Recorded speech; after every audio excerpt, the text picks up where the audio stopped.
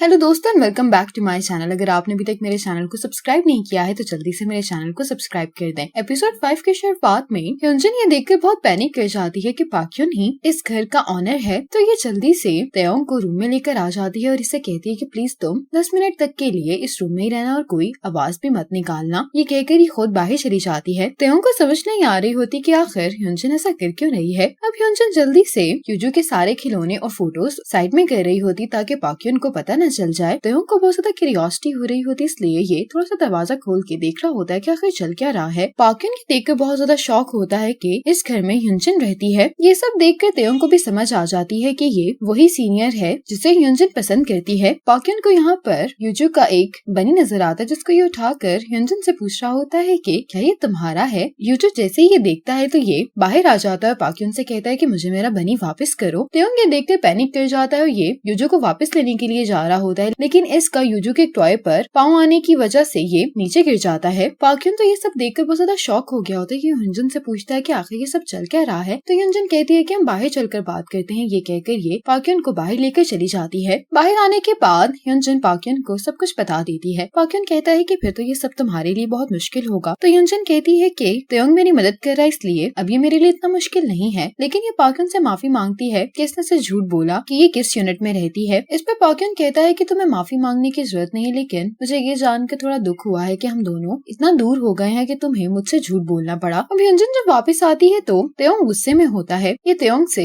Sorry करने की कोशिश कर रही होती कि मैं बहुत पैनिक कर गई थी, जिस पर तेयोंग कहता है कि तुम किस चीज के लिए माफी मांग रही हो। तुम्हारे फर्स्ट लव के घर आते ही तुमने मुझे और यूजू को कमरे के अंदर बंद कर दिया क्योंकि तुम हमारी वजह से शर्म महसूस कर रही थी। hyunjin गुस्से में तेयोंग से कहती है कि तुम्हें पूरी कहानी नहीं मालूम इसलिए तुम इस तरह से बात मत करो। तेयोंग गुस्से में अपने रूम में चला जाता है। hyunjin खुद से कहने लगती है कि पता नहीं इसको क्या हो गया है, इसके साथ रहते हुए मेरी प्रॉब्लम्स बढ़ती ही जा रही हैं। तेयोंग बहुत एम्बेरस महसूस कर रहा होता है कि इसका इंटरेक्शन पाक्योन से हुआ भी तो कैसे। अब hyunjin जब ये सब कुछ सियोन से शेयर करती है तो वो कहने लगती है कि उसे इतना गुस्सा तो नहीं होना चाहिए था। ये hyunjin से पूछती है कि क्या कहीं वो तुम्हें पसंद तो नहीं करने लगा, जिस पर hyunjin इसको जल्दी से चुप करवा देती है और सियोन से कहती है कि तुम नॉवेल्स कम पढ़ा करो। आज तेयोंग एमी शू से मिलने के लिए आता है। एमी शू तेयोंग को इसकी खींची हुई फोटोज दिखाते हुए कहती है कि तुम्हें मैं यूजू की वजह से हायर कर रही हूँ, खास तौर पर इस फोटो की वजह से। ये सुनकर तेयोंग को बहुत खुशी होती है। एमी शू कहती है कि मैं फोटोग्राफी के लिए तुम्हारा पैशन देख सकती हूँ। तेयोंग के कैमरास की फोटोज असल में एमी शू ने प्रिंट की होती है। तो ये hyunjin की फोटो दिखाते हुए इससे पूछती है कि क्या ये तुम्हारी वाइफ है। तेयोंग कहता है कि नहीं। एमी शू कहती है कि फिर ये तुम्हारी गर्लफ्रेंड है। तो तेयोंग कहता है कि नहीं। तेयोंग का इनकार सुनकर एमी शू कहती है कि एक स्ट्रॉन्ग ना का मतलब हाँ होता है। अब एमी शू तेयोंग को एक प्रोजेक्ट दे देती है और इसे कहती है कि इस प्रोजेक्ट के बाद ही हम तुम्हारी पे के बारे में बात करेंगे। ये सुनकर तेयोंग बहुत खुश दिखाई दे रहा होता है। वापस घर आते हुए ये एमी शू की बात को सोच रहा होता है। एमी ने इससे कहा था कि कैमरा कभी भी झूठ नहीं बोलता। जब भी हम किसी फोटो को देखते हैं तो उसके पीछे छुपी हुई फीलिंग्स हमें खुद ही समझ आ जाती हैं। अगर प्यार सच्चा हो तभी इस तरह की फोटोज आती हैं। लेकिन तेयोंग इनकार कर रहा होता है कि ऐसा कुछ नहीं हो सकता। आज hyunjin जब वापस घर आ रही होती तो इसकी नेबर hyunjin से पूछती है कि हम कैंपिंग के लिए जा रहे हैं, क्या तुम भी चलोगी? ये यूजू के लिए भी अच्छा होगा। ये सुनकर hyunjin को डॉक्टर की बात याद आती है, इसलिए ये कैंपिंग में जाने के लिए मान जाती है। तेयोंग कभी भी hyunjin से नाराज होता है, इसलिए ये रात में आकर इससे पूछती है कि क्या तुम हमारे साथ कैंपिंग पर चलोगे। यूजू की वजह से तेयोंग बेस के साथ जाने के लिए मान जाता है। अब hyunjin और तेयोंग अपने नेबर्स के साथ कैंपिंग के लिए आ जाते हैं। तेयोंग बहुत ओवर स्मार्ट बन रहा होता है, लेकिन इसे टेंट लगाना नहीं आ रहा होता, जिस पर hyunjin कहती है कि तुमने तो कहा था कि टेंट लगाना सिर्फ तुम्हारे लिए 5 मिनट का काम है। तेयोंग कहता है कि मसला मेरे में नहीं बल्कि इस टेंट में ही है। अब ये दोनों फाइनली बहुत मुश्किल से कैंप लगा ही लेते हैं। ये दोनों ये देखकर बहुत खुश होते हैं कि यूजू यहाँ पर आकर काफी एंजॉय कर रहा है। अब नेबर्स की बच्ची तेयोंग के पास आती है और कहने लगती है कि क्या आप मेरी कुछ फोटोज ले सकते हैं। तेयोंग अब इन सब की यहाँ पर फोटोज लेने लगता है। तेयोंग यहाँ पर hyunjin और यूजू की भी फोटोज खींचता है। तेयोंग आज hyunjin से कुछ बात भी करना चाह रहा होता है, लेकिन इसे टाइम ही नहीं मिलता। जब ये टेंट में रेस्ट करने के लिए आता है, इसके फोन की बैटरी खत्म हो गई होती है। चार्जर ढूंढते हुए इसे hyunjin का फोन मिलता है, उस पर पाक्योन की कॉल आ रही होती है। ये फोन देने के लिए जब hyunjin के पास आता है तो hyunjin अपने नेबर से बात कर रही होती है। hyunjin के नेबर से कह रही होती है कि तुम दोनों का रिलेशनशिप काफी अजीब सा है, क्या तुम अनकंफर्टेबल महसूस नहीं करती? तो hyunjin कहती है कि हाँ मैं ऐसा महसूस करती हूँ, बहुत सारी चीजों पर हम दोनों एग्री नहीं करते। तुम ये कह सकती हो कि हम दोनों स्ट्रेंजर्स की तरह रह रहे हैं और वैसे भी वो बहुत जल्द यहाँ से जाने वाला है, फिर यूजू को मैं ही पालूंगी। ये बातें सुनकर तेयोंग को अच्छा नहीं लगता। ये सब लोग जब खाना खा रहे होते हैं तो यहाँ पर तेयोंग नहीं होता। hyunjin तेयोंग को आवाज देती है तो ये इसे इग्नोर करके चला जाता है। hyunjin बारबेक्यू को लेकर तेयोंग के पास आते हुए इसे कहने लगती है कि तुम खाना क्यों नहीं खा रहे हो। तो तेयोंग कहता है कि मेरा दिल नहीं चाह रहा। ह्योंजन इसको कहती है कि तुम इसे एक दफा ट्राई तो करो, लेकिन जब ह्योंजन इनकार करते हुए प्लेट पीछे कर रहा होता है तो इससे गलती से प्लेट नीचे गिर जाती है। ये देखकर ह्योंजन को बहुत बुरा लगता है। ये तेयोंग से कहती है कि मुझे माफ करना, मैं तुम्हें मेरा वजह परेशान कर रही हूँ। ये कहकर ह्योंजन चली जाती है। यहाँ पर वॉक करते हुए ह्योंजन को पाक्योन की कॉल आती है, जो कि इससे कहता है कि कंपनी वालों ने गलती से तुम्हें ईमेल कर दी है, क्या तुम वो ईमेल मुझे सेंड कर सकती हो। जबकि इसको ईमेल सेंड कर रही होती है तो पाक्योन इससे कुछ बात कर रहा होता है, लेकिन इसको आवाज नहीं आ रही होती, इसलिए सिग्नल्स के लिए ये साइड पर चली जाती है और यहाँ पर डू नॉट एंटर का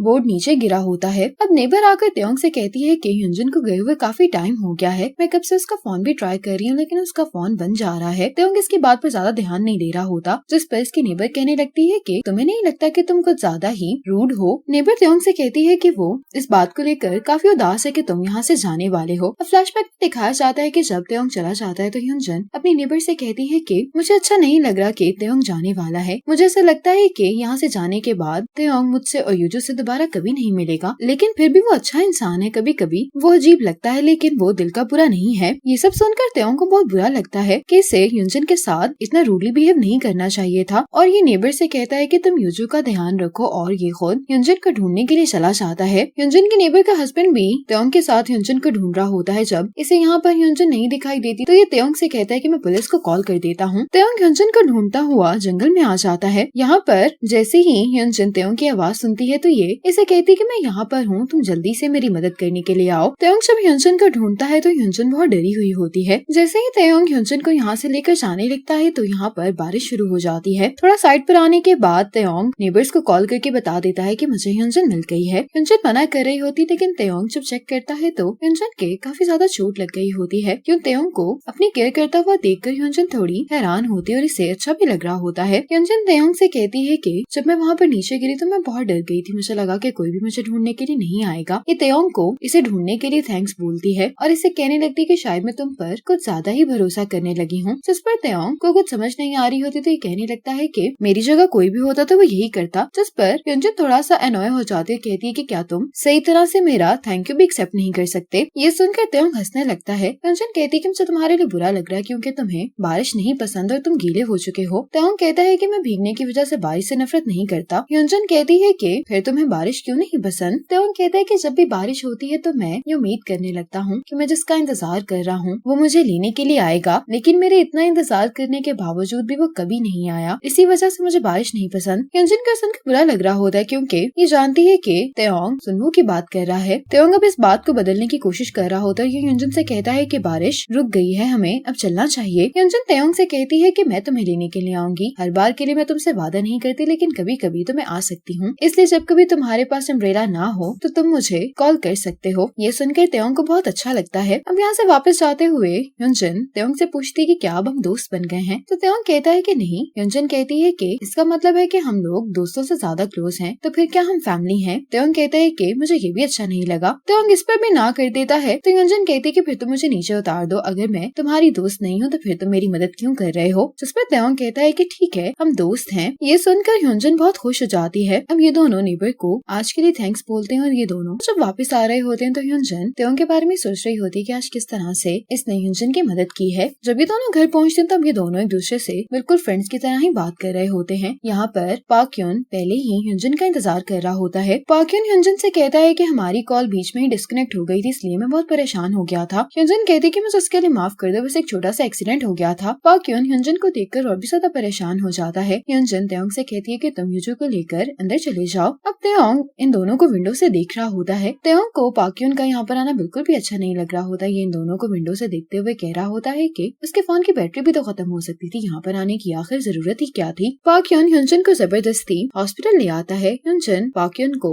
थैंक्स बोल रही होती है तो पाक्योन कहते हैं कि अगर तुम वाकई में ही मेरा शुक्रिया अदा करना चाहती तो फिर तुम्हें कल मेरे साथ डिनर करना होगा। इसके लिए ह्योंजन मान जाती है। ह्योंजन कहती है कि हम लंच पर जा सकते हैं, लेकिन ये पाक्योन से कहती है कि मुझे यूजू की टेक केयर करनी है। तो पाक्योन कहता है कि वो बहुत क्यूट है, इसलिए तुम उसको भी अपने साथ ले आना। तेयोंग ने भी ह्योंजन के लिए मेडिसिन ली होती है। ये खुद से कह रहा होता है कि उन्हें इतना टाइम क्यों लग रहा है, क्या ये दोनों कहीं डेट तो नहीं कर रहे। लेकिन फिर ये अपने आप से कहता है कि इस बात से मुझे क्या फर्क पड़ता है। दूसरी तरफ पाक्योन भी इन्हें साथ देखकर खुद से यही कह रहा होता है कि ये लोग काफी क्लोज हैं। अगले दिन तेयोंग जब अपने रूम से बाहर आता है तो ये ह्योंजन से पूछता है कि क्या तुम तुम लोग कहीं जा रहे हो? तो ह्योंजन कहती है कि हाँ, हम लंच के लिए जा रहे हैं। तेयोंग पूछता है कि किसके साथ? ह्योंजन कहती है कि पाक्योन के साथ। अभी तेयोंग को एक्सप्लेन करने लगती है कि ये इसके साथ लंच पर क्यों जा रही है। तेयोंग की तबीयत खराब लग रही होती है। ह्योंजन इसको कहती है कि तुम्हें डॉक्टर के पास जाना चाहिए, लेकिन तेयोंग कहता है कि इसकी जरूरत नहीं है, तुम जाओ, वो तुम्हारा इंतजार कर रहा होगा। जाने से पहले ह्योंजन तेयोंग से कहती है कि अगर तुम्हारी तबीयत ठीक ना हो तो तुम मुझे कॉल कर देना। पाक्योन ह्योंजन के लिए एक स्टफ टॉय लाया होता है, जिसे देखकर यूजो बहुत खुश हो जाता है। अब ये दोनों लंच करने के लिए आ जाते हैं। ह्योंजन बहुत इम्प्रेस दिखाई दे रही होती है, क्योंकि इसने यूजो की वजह से खाना स्पेशल बनवाया होता है। ह्योंजन को खाना बहुत पसंद आता है और खाना खाते हुए ये दोनों अपने कॉलेज टाइम की बातें कर रहे होते हैं। दूसरी तरफ तेयोंग को नेबर्स की बेटी कैंपिंग डे की सारी फोटोज सेंड कर देती है। अब ह्योंजन की फोटोज देखते हुए तेयोंग को अभी भी एमी शो की बात याद आ रही होती है। तेयोंग की तबीयत ज्यादा खराब हो गई होती, इसलिए ये आराम करने के लिए लेट जाता है। ह्योंजन तेयोंग को कॉल कर रही होती, लेकिन ना तो ये